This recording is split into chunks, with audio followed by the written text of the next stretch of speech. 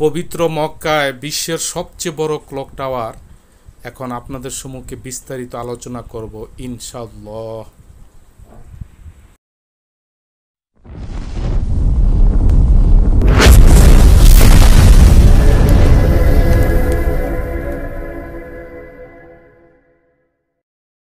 আউযু বিল্লাহি মিনাশ শাইতানির রাজিম। বিসমিল্লাহির রহমানির রহিম। জেমস 6 ইসলামিক মিডিয়ার পক্ষ থেকে সকলকে জানাই আন্তরিক মোবারকবাদ এবং সালাম। আসসালামু আলাইকুম ওয়া রাহমাতুল্লাহি ওয়া বারাকাতুহু। প্রিয় ভিউয়ার্স, এখন আমি মক্কায় অবস্থিত সবচেয়ে বড় ক্লক টাওয়ারের বিস্তারিত বর্ণনা আপনাদের সম্মুখে দিব ইনশাআল্লাহ।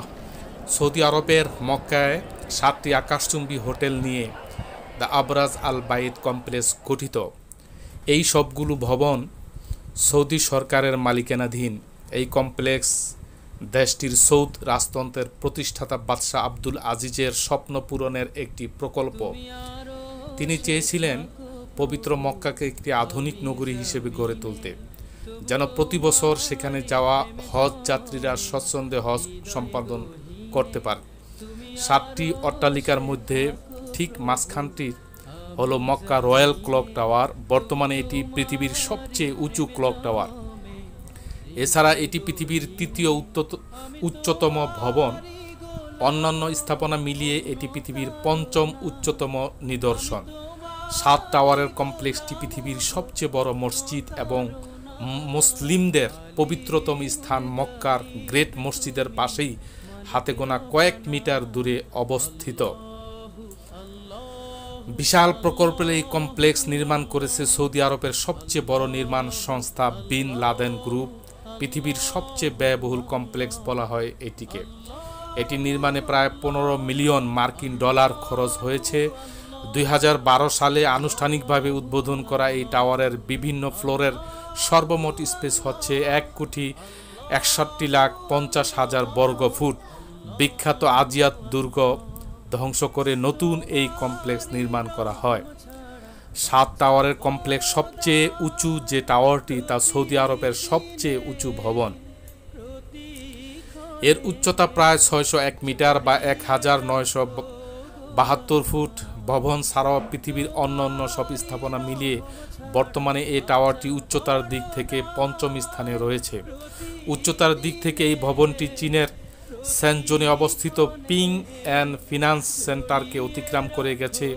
তবে এটি সংযুক্ত আরব আমিরাত, দুবাইয়ের বুর্জ খলিফা, জাপানের টোকিও স্কাই ট্রি,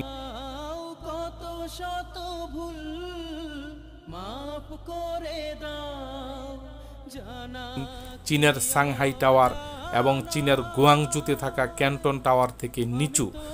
কাবা শরীফে হজ করতে আসা মুসলিমদের জন্য আবরাজ আল বায়াত টাওয়ারগুলোতে 2টি বিশাল নামাজ কক্ষ রয়েছে।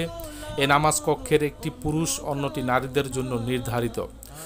সম্মিলিতভাবে এই 2টি কক্ষ একসঙ্গে 10,000 নামাজ আদায় করতে পারেন। সবচেয়ে উঁচু ভবনটিতে একটি 5 তারকা হোটেলও আছে।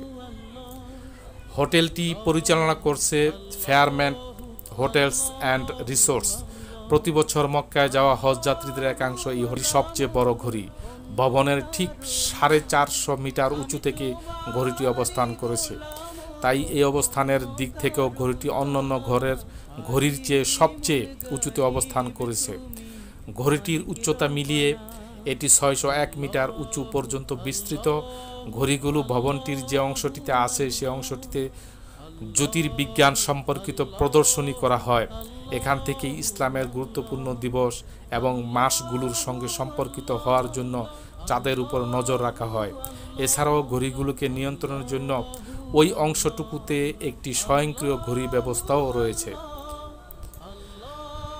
আবরাজ আল বায়াত কমপ্লেক্সের মূল ভবনের চারপাশে থাকা 4টি ঘড়ি এতই বিশাল যে প্রত্যেক দিকে অন্তত 25 কিলোমিটার দূর থেকে ঘড়িটি দেখা যায়। সুবহানাল্লাহ। আয়তনে এই ঘড়িগুলো পৃথিবীর সবচেয়ে বড় ঘড়ি। এর আগে আয়তনের দিক থেকে তুরস্কর ইস্তাম্বুলে অবস্থিত সেবাইর মলে থাকা ঘড়িটি ছিল সবচেয়ে বড়। আবরাজ আল বাইত কমপ্লেক্সের ঘড়িগুলোর প্রত্যেকটির ব্যাস 141 ফুট। আর এগুলিকে উজ্জ্বল ও সুসজ্জিত করার জন্য ব্যবহৃত হয়েছে প্রায় 20 লাখ ছোট ছোট এলইডি লাইট। টাওয়ারের উত্তর দিকের ঘড়িটির ঠিক উপরেই আরবি হরফে লেখা আছে আল্লাহ মহান। অন্য 3 দিকের ঘড়ির উপরে আরবিতে লেখা আছে কালেমা তাইয়্যিবা, আল্লাহ ছাড়া আর কোনো উপাস্য নেই, মুহাম্মদ তার প্রেরিত রাসূল। ঘড়ির চারপাশে পিলারগুলোর উপরে রয়েছে 4টি সোনালী গম্বুজ। ঘড়িতে সবুজ এবং সাদা আলোর ব্যবহার করা হয়েছে। সৌদি আরবের পতাকা এটি 2টি রং রয়েছে। এছাড়াও 5 ওয়াক্ত নামাজের সংকেত দেওয়ার জন্য এই ঘড়িগুলোতে 5 বার ফ্ল্যাশ আলো জ্বালানো হয়। এই আলো দেখে 30 কিলোমিটার দূর থেকেও নামাজ আদায় করতে পারে মুসলিমরা। নববর্ষের মতো বিশ্বের দিনগুলোতে এই টাওয়ার থেকে 16 ব্যান্ডের উলম্ব আলোকসজ্জা করা হয়, যার আলোকরেখা আকাশের 10 কিলোমিটার পর্যন্ত ছড়িয়ে পড়ে। ঘড়িগুলো প্রায় 9 কোটি 80 লাখ গ্লাস মোজাইকের টুকরো দিয়ে আবৃত রয়েছে। ঘড়িগুলোর মাঝখানে সোনালী রঙের সৌদি আরবের প্রতীক আড়াআড়িভাবে রাখা 2টি তলোয়ার দেখা যায়। প্রত্যেকটির ঘড়ির মিনিটের কাঁটা প্রায় 75 ফুট দীর্ঘ আর ঘন্টার কাঁটাগুলি 56 ফুট দীর্ঘ।